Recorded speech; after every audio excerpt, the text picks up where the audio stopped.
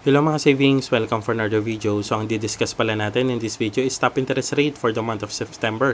15% yung pinakamataas, napakataas nito. So pinagsama-sama natin sa isang video ang lahat ng top interest rate ng mga banks, digital bank, commercial bank, rural bank dito sa video na to. Pinagsama-sama ko ito para sa inyo mga kasaving.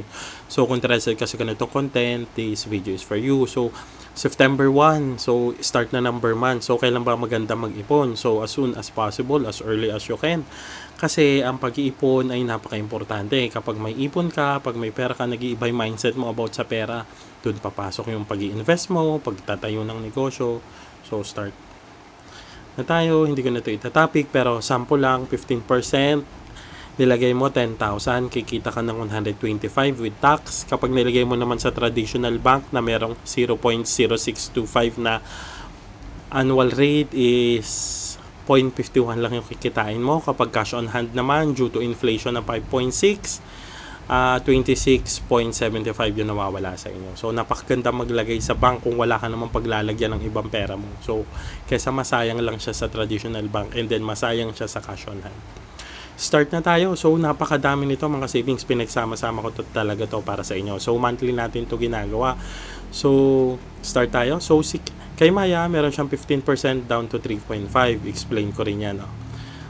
And then, goal naman is 4%. Yung time deposit nila ay 6%, 5.5, and 5%. So, punta na tayo dyan. So, kapag sa existing customer, hindi mo kasi makukuha agad kay Maya yung mga, kumbaga yung promotional rate nila na per 15%. May mga gagawin ka muna. So, yan, 3.5, 5, 6, 8, 10. And then, kapag new user naman, new user swerte, is yung open Maya niya is 3.5 and then may gagawin ko lang para makuha yung 15%.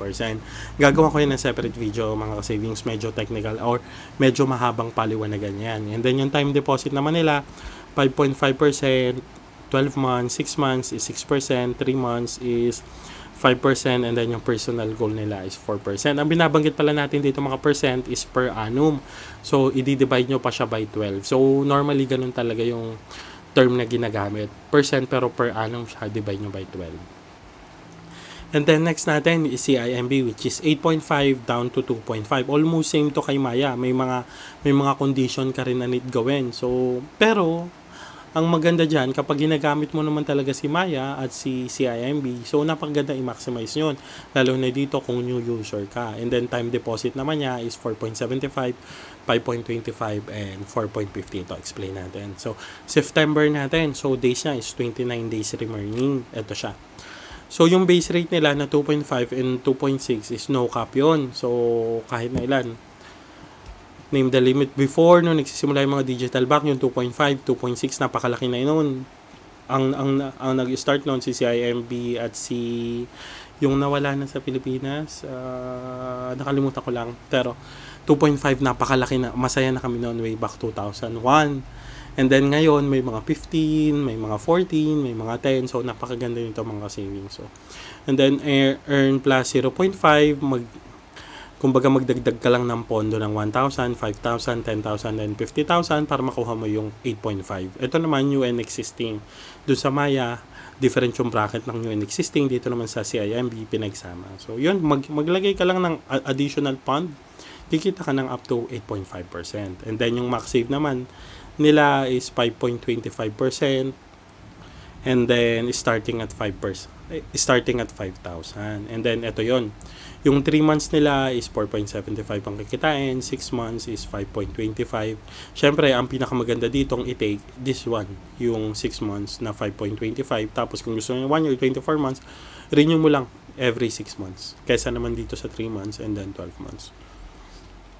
Then next natin is Tonic, which is yung time deposit nila is 6% and then meron silang down to 4.35. Explain din natin yan. Yung saving nila, normal savings is 4% and then 4.5%.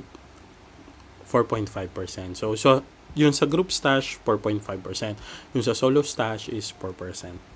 And then, ito naman yung time deposit rate nila. So, yun, 6 months is 5 plus 1, 6%. Ito, ever since 6 months, auto-renew lang ako ng auto-renew.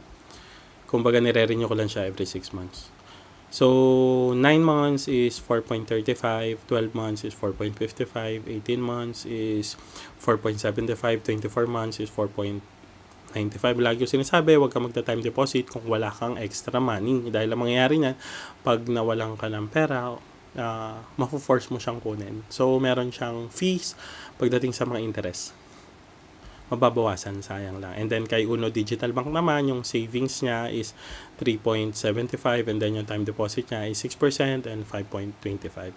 So ito siya.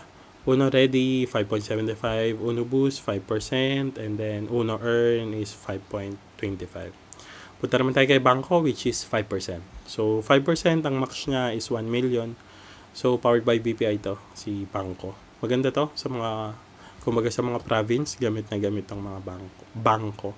And then Discartec is 4.88. So may max to, may max na 49,000 plus. Pero dito wala ka ng condition, automatic 4.88 na. Then kay Cbank which is 3.5%. Ito siya. So, yan. Enjoy interest rate of 3.5% up to 1 million and then after 1 million 3%. But still, sabi ko sa inyo, mga savings mataas na yan, 3% na yan. And then GoTime naman 3.5 yung savings nila pero hindi na sila gano'n nag-advertise ngayon mga savings. And then yung USD, kung 6 months ago kayo nag-take nito, baka kumita kayo konti kapag magpe-payout kayo. So tataas yung dollar pagdating ng December, November and then bababa ulit.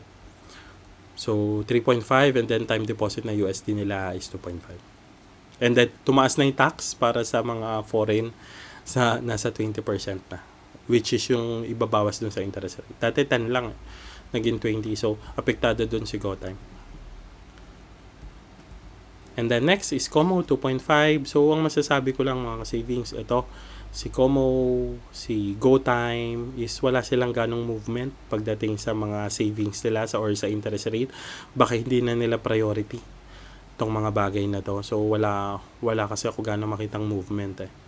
And then dito naman sa ilalim, marami kasi nagre-request nung Salmon and Own Bank. Sinama ko lang siya dito. Explain ko rin kung bakit siya nakaseparate. So yan, sa Como.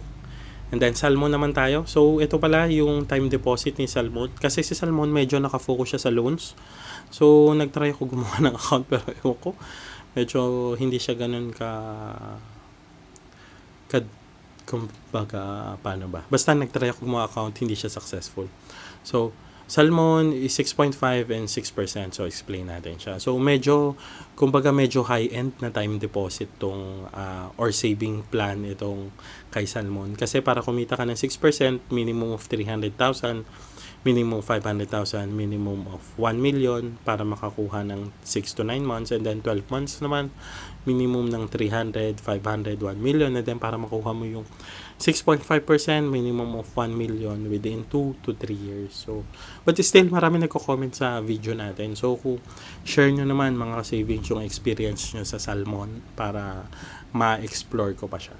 And then, yung sa Own Bank kasi maraming nag-inquire dun sa previous video ko about Own Bank, but still pa rin, kumbaga pagkatingin ko sa site ng Own Bank, wala talaga akong makakitang kahit na anong information about sa interest rate nila. Tinry ko rin i-open yung app nila, so far wala pa naman ako account sa kanila pero hindi rin ganong clear kung magkano yung interest rate nila. Pero ang sure ako 3.8% and then 5.55%, then yung time deposit nila is 6.5 to 4.3. Ito yun. So yun, enjoying 3.5% per annum on savings. Ito siya, yung savings nila na isa. Ito rin siya. Updated interest rate, Own It 3.8% and then Own Wish 5.55%. Then yung time deposit nila 15 days, 30, 90, 180, 160. Okay naman siguro si Own Bank pero pagdating sa transparency, pagdating sa information sa site nila, sa Facebook account nila, wala ko gano'ng makitang information. So, yun lang naman mga ka-savings. So, kung nag-enjoy kayo sa content na to, please like, comment, subscribe. Pakitulungan naman yung channel natin na magkaroon ng madagdagan ng like and then subscriber. So, yun lang. Thank you.